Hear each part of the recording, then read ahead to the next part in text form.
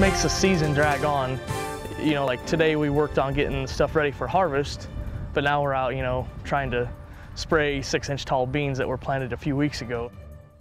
It's a sight you'd expect to see in May, but this footage was taken just this week, and beans are just starting to grow.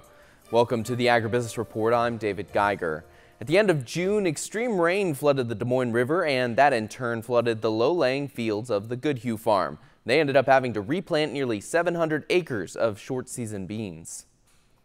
It falls as an uninsured crop. It doesn't count towards our production, but it also, you know, there's no coverage on it.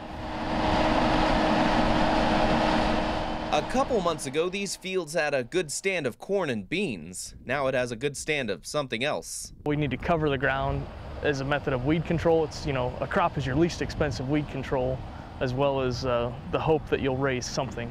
You know, bushels is what we sell, how we pay the bills. Corey Goodhue and his brother are spraying herbicide on their farm outside of Carlisle in central Iowa on weed-choked beans because the ground until now has been too wet to get equipment in the fields. It's a little frustrating, like if we're waiting for some ground to dry up and we go on like a little weekend trip and you see other farmers out washing machinery off and putting it in the barn, and our stuff is still dirty, you know, needing to work more. The beans are mainly for conservation purposes. They form competition against weeds, soak up nutrients that were applied before the crop was flooded, and we do have wind erosion, you know, if you have bare dirt, because the floods typically scour all of that remaining residue. You can see it in the ditches and stuff down here.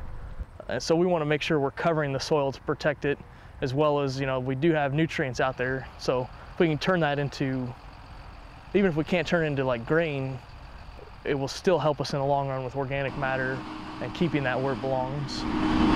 Even though it's unlikely he'll harvest many bushels from replanted beans, Goodhue tries to stay positive. Yeah, so everybody else is enjoying fair time and we're out working, but the flip side is, I guess we farm because we like our job.